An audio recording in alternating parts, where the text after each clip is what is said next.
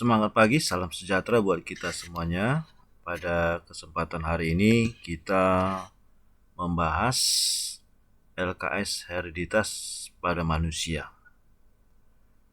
Langsung kita ke soalnya.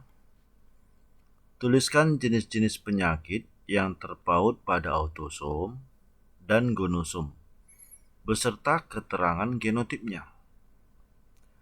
Autosom kromosom tubuh, gonosom kromosom seks. Nah, untuk lebih jelasnya coba kita perhatikan slide-nya. Nah, di sini ada slide mengenai hereditas manusia. Ya, oke, seperti ini ya. Salah satu penyakit yang tertaut pada autosom adalah polidaktili, yaitu kelainan kelebihan jari di mana jumlah jari lebih dari 5. Adapun keterangan genotipnya ya seperti keterangan berikut ya, seperti ini ya. Nah, di mana P besar adalah polidaktil homozigot. P besar P kecil polidaktil heterozigot, sedangkan P kecil adalah normal. Maka kesimpulannya bahwa polidaktil adalah bersifat dominan. Itu yang pertama. Lalu contoh lain adalah brachidaktili. Nah, ini adalah orang yang mengalami kelainan tulang ruas jari pendek pada tangan ataupun kaki. Nah, bagaimana keterangan genotipnya? Keterangan genotipnya seperti berikut. B besar adalah letal atau menyebabkan kematian. B besar B kecil adalah penderita. Sedangkan B kecil adalah normal. Maka disimpulkan bahwa penyakit brachidaktili bersifat dominan dengan catatan homozigot dominan letal. Itu yang kedua. Nah, sekarang yang berikutnya. Sindaktili, ya, kelainan berupa jari yang berdekatan dan non-letal. Nah, langsung kita ke keterangan genotipnya. Terlihat bahwa genotip yang S besar S kecil adalah sindaktili heterozigot. S kecil normal. Berarti untuk S besar juga penderita. Maka kesimpulannya bahwa sindaktili bersifat homozigot. Sindaktili bersifat homozigot dominan. Bersifat dominan ya. Homozigot dominan. Nah, dominan ya. Maka genotipnya adalah S besar. Dan dia tidak letal.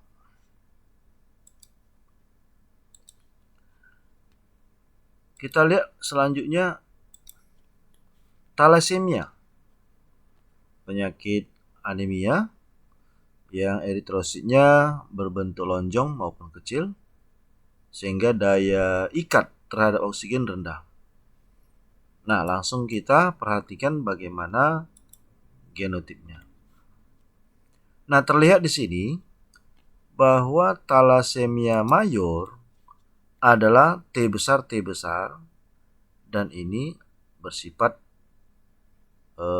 letal. Sedangkan thalassemia minor adalah T besar T kecil. Hidup tapi penderita. Sedangkan T kecil bersifat normal. Itulah keterangan genotip untuk penderita thalassemia. Oke, kita teruskan. ada alel semi-dominan autosom. Nah, contoh adalah cystinuria. Kita lihat langsung keterangan genotipnya. Jika C besar menyatakan cystinuria. Namun C besar C kecil bukan cystinuria, melainkan normal. Hal yang sama C kecil juga normal. Inilah yang disebut dengan semi-dominan, bukan dominan penuh. Seandainya dominan penuh, berarti C besar C kecil adalah cystinuria. Itulah penderita yang menyebabkan batu ginjal. Lalu ada alel resesif autosom. Juga terpaut pada autosom, namun dia bersifat resesif. Albino. Nah, bagaimana keterangan genotipnya? Kita lihat. Jika A besar itu normal, hal yang sama A besar kecil. Lalu A kecil bersifat albino. Maka bisa kita simpulkan bahwa penyakit albino adalah bersifat resesif. Lalu ada lagi penyakit gangguan mental, di mana gangguan mental ini genotipnya langsung kita perhatikan. Jika P besar adalah normal, P besar P kecil juga normal, namun P kecil bersifat penderita, itulah phenylketonuria, penyakit gangguan mental. Lalu ada siklemia, kelainan heterosit berbentuk bulan sabit, juga memiliki sifat daya ikat terhadap oksigen rendah. Nah, kita perhatikan bentuk persilangannya. Normal disilangkan dengan normal dengan catatan genotipnya heterozigot. Lalu hasilnya adalah S besar adalah normal, S besar S kecil normal, S kecil siklemia. Inilah keterangan genotipnya. Berarti kesimpulannya, penderita siklemia bersifat resesif. Nah, itu untuk beberapa penyakit yang tertaut pada autosom. Nah, sekarang yang tertaut pada gonosom. Pertama pada kromosom X. Kromosom X pertama adalah buta warna, dia bersifat resesif. Langsung kita perhatikan genotipnya. Inilah bentuk diagram persilangan pada buta warna. Wanita carrier menikah dengan pria normal. Jadi lambangnya ini ya salah edit ya. Nah, ini aturannya lambangnya seperti ini. Nah, dari hasil persilangannya dapat ditentukan genotipnya. Jika wanita carrier, lambangnya adalah XCBX atau bersifat heterozigot. Lalu pria buta warna XCBY. Untuk wanita normal XX, artinya tidak ada yang tertaut. Atau dari segi genotipnya bisa kita buat C besar. Sedangkan pria normal adalah XY atau XC besar Y. Nah, ini kesimpulannya bahwa penderita buta warna bersifat resesif. Demikian halnya juga pada penyakit hemofili. Penyakit hemofili ini kita lihat keterangan genotipnya. Jika wanita normal adalah XH, wanita carrier adalah XH besar, XH kecil atau heterozigot. Sedangkan laki-laki XH besar Y, sedangkan laki-laki hemofilia XH kecil Y. Nah, inilah merupakan keterangan genotipnya.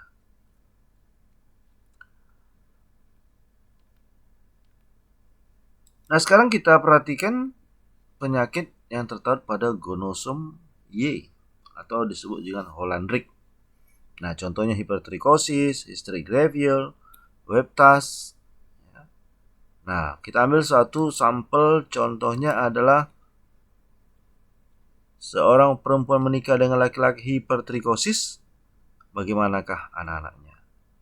Nah, untuk wanita normal, X besar X besar. Kalau untuk pria, X Y. Dan pada Y terdapat hipertrikosis. Maka anak-anaknya, semua anak perempuannya adalah normal. Sedangkan anak laki-lakinya semuanya adalah penderita hipertrikosis. Ya, itulah untuk soal nomor 1. Jadi terjawab ya, bagaimana soal nomor 1 yang menjelaskan bagaimana jenis penyakit yang terpaut pada autosom maupun gonosom. Kita lanjut soal nomor 2. Persilangan pria albino dengan wanita yang ayahnya albino. Tentukan hasil keterangannya, hasil keturunannya ya. Nah, kita lihat di sini pria albino.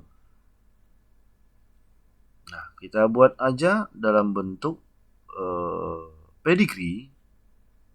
Untuk pria kita buat lambangnya adalah batang.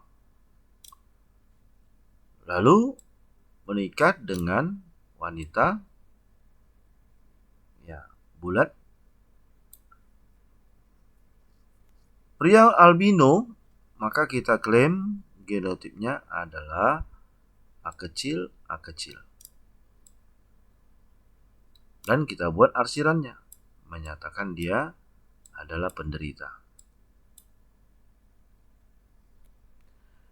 Istrinya punya ayah albino. Maka kita bayangkan ayahnya, ya, di sini ayahnya ya. Nah, ini ayahnya albino. Maka kita buat arsiran. Maka genotip ayahnya ini adalah dipastikan A kecil, A kecil. Sedangkan ibunya kita buat seperti ini. Apakah ibunya ini adalah penderita atau normal? Nah, lihat anaknya perempuan normal. Wanita yang ayahnya albino, berarti itu menandakan wanita itu normal, tapi menerangkan ayahnya albino. Maka ini adalah bersifat carrier. Jadi genotipnya adalah A besar, A kecil. A besar ini dipastikan berasal dari ibu. Maka kita buat di sini A besar. Kemudian bisa juga A besar, atau A besar, A kecil. Nah, dipastikan untuk anak perempuannya ini adalah A besar, A kecil, bukan penderita. Tentukan hasil keturunannya. Maka bisa kita bayangkan bahwa anak-anaknya ini adalah tentu ada anak laki-laki ya, bisa anak laki-laki ya. Nah, ini A besar, A besar. Maaf, A besar, A kecil ya. Nah, ini A besar, A kecil. Oke. Nah, bisa juga perempuan. Ya. Perempuan A besar, A kecil. Nah, kemudian bagaimanakah kemungkinan anak-anak yang lain? Bisa laki-laki penderita. Ya, kenapa? Karena dia mengandung A kecil dari ayah dan ibu. Bisa juga anak perempuannya juga penderita. Ya, dengan catatan A kecil, A kecil. Nah, ini juga A kecil, A kecil. Nah, jadi terjawab bagaimanakah keturunannya? Keturunannya adalah yang ditandai kotak seperti ini.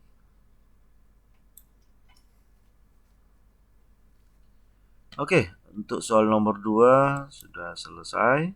Nah, sekarang kita lanjutkan soal nomor 3. Soal nomor 3, nah seperti ini ya.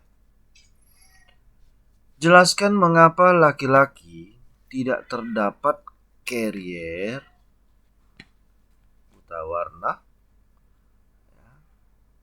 namun terdapat carrier albino. Ya, mengapa laki-laki tidak ada, ya, tidak terdapat carrier buta warna, namun terdapat carrier albino. Nah, jadi bisa kita jawab. Ya. Jawabannya adalah, ya, kita buat dulu. Nah, ini jawabannya.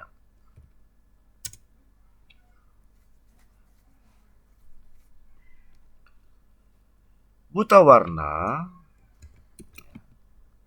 warna adalah penyakit yang tertaut pada kromosom X.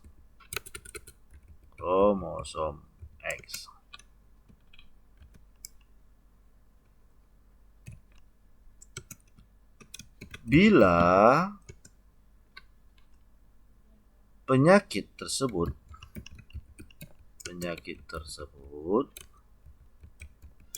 terdapat pada pria,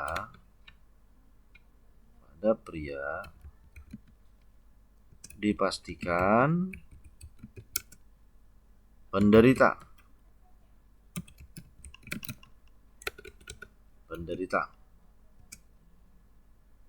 Oleh karena pria hanya satu kromosom, hanya memiliki satu kromosom X.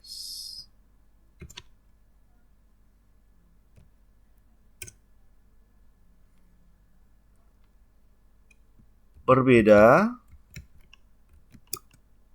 dengan penyakit albino.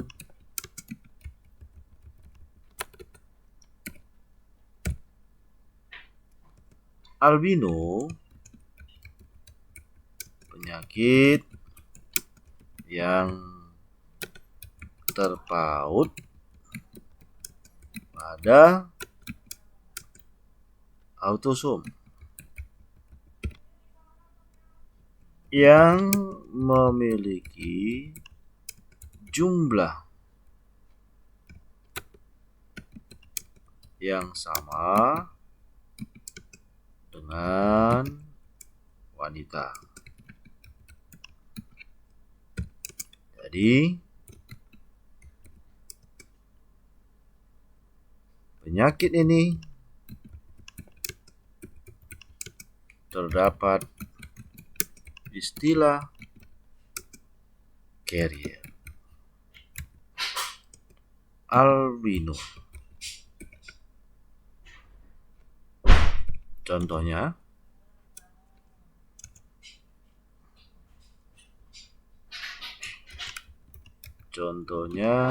penulisan sebagai berikut: A besar, A kecil. A besar kecil juga terdapat pada wanita. Berarti tidak ada bedanya dengan pria. Nah, itulah soal nomor 3. Kemudian soal nomor 4. Nah, kita lihat soalnya ya. Dentinogenesis imperfecta menyebabkan gigi berwarna coklat. Kelainan ini ditentukan oleh gen dominan D dan alelnya yang resesif menentukan gigi normal. Jika kotak yang diarsir pada diagram silsilah ini merupakan individu penderita kelainan tersebut, tentukan genotip dari tiap-tiap individu yang ada dalam diagram silsilah berikut. Nah, sekarang kita langsung tandai bagaimanakah genotip masing-masing individu. Baik, kita mulai. Adalah tetua yang pertama A dengan B. B adalah penderita. Dan penderita ini bersifat dominan. Maka kita klaim bahwa untuk genotip orang tua yang B adalah D besar. D besar.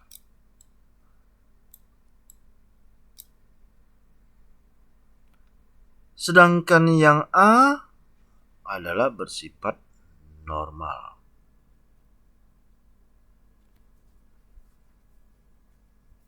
Namun perlu kita ketahui bahwa penderita ini kan bisa juga heterozigot. Ya, D besar, bisa juga D besar, D kecil, karena D besar itu bersifat dominan. Nah, sekarang coba kita lihat. Ya, ini kita coba kita hapus dulu. Ya, nah ini. Jadi ini kita buat ya seperti inilah dia. Bisa D besar, bisa D besar, D kecil. Nah, ini. Ya, karena dia bersifat dominan ya. Nah, untuk memastikan yang mana kita pakai, maka kita lihat anak-anaknya. Anaknya ada 4. D, E, G, dan si H. Ada anaknya yang normal. Nah, ini laki-laki ya. Lalu kita perhatikan ada anak laki-lakinya yang normal. Lalu kita kaitkan dengan bagaimanakah perkiraan genotip orang tua ini. Karena ini adalah normal, berarti dipastikan adalah D kecil. Nah, ini ya, D kecil, D kecil. Nah,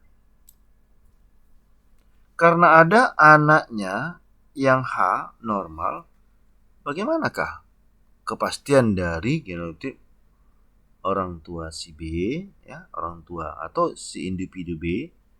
Maka kita bisa pastikan bahwa genotip si B ini adalah D besar, D kecil. Maka kita hapus. Nanti kita lengkapi, ini adalah D besar, D kecil. Dan ini juga penderita. Nah, jika seperti ini, maka bisalah kita jawab bahwa genotip D besar yang si D ya, si D adalah genotip yang bagaimana?